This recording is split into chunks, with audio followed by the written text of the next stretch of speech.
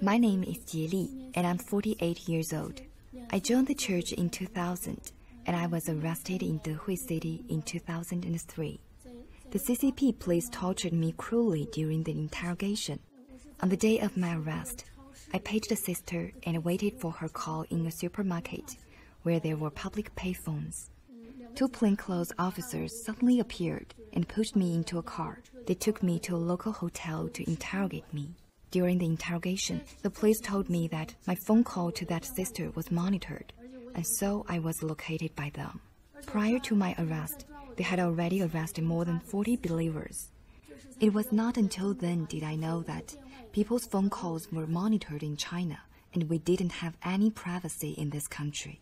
During the interrogation, the police officers asked me, "Where are your leaders? Where is the church money? And where are the books of the church?"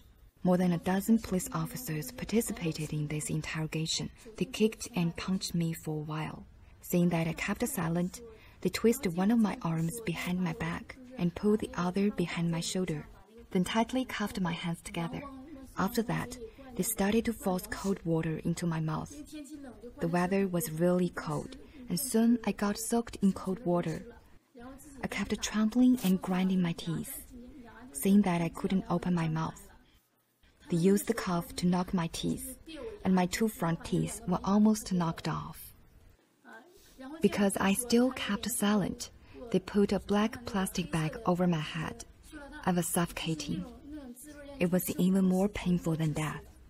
However, they were still not satisfied and put 4 more plastic bags over my head. This kind of inhuman torture lasted from 1 p.m. to 1 a.m. the next morning. Whenever a police officer came in, they would kick and punch me for a while.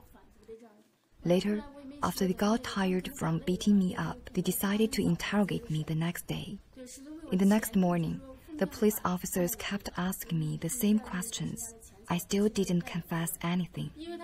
Later, they found a notebook from my purse and saw a sister's name on it. In order to catch her, they made me page that sister many times. Since I dialed a false number, no one called back. Because they got nothing out of me, they sent me to a detention center. By that time, I had wounds all over my body. My cervical spine was dislocated. My shoulders felt like they were torn apart. For half a month in detention center, I kept lying in bed and couldn't get up myself. I had to ask other people to lift me up. The prison guard wouldn't let me sleep during the night, and ask other prisoners to watch me during the daytime. I stayed in the detention center for 45 days. Later, they sentenced me to re-education through labor on the charge of disturbing social security. After the release, the CCP still kept monitoring me, so I kept fleeing while living in China. I couldn't return home. For how long were you in the labor? 2 years. 2 years. In the year 2014, the CCP created the May 28th McDonald's incident, and they also issued a secret document which demanded to put the believers of our church who used to be arrested into prison again. It was really dangerous to have faith in China. That's why I fled China and came to South Korea on June 28, 2016. Today, I'm really indignant toward the demonstration outside, because the CCP still tries every possible means to control us and even manipulates our family members to try to get us back to China so that they can continue their persecution of us. The CCP is really so evil. That is why I want to share my story with the whole world. Thank you. Thank you. You kept your faith. This is amazing.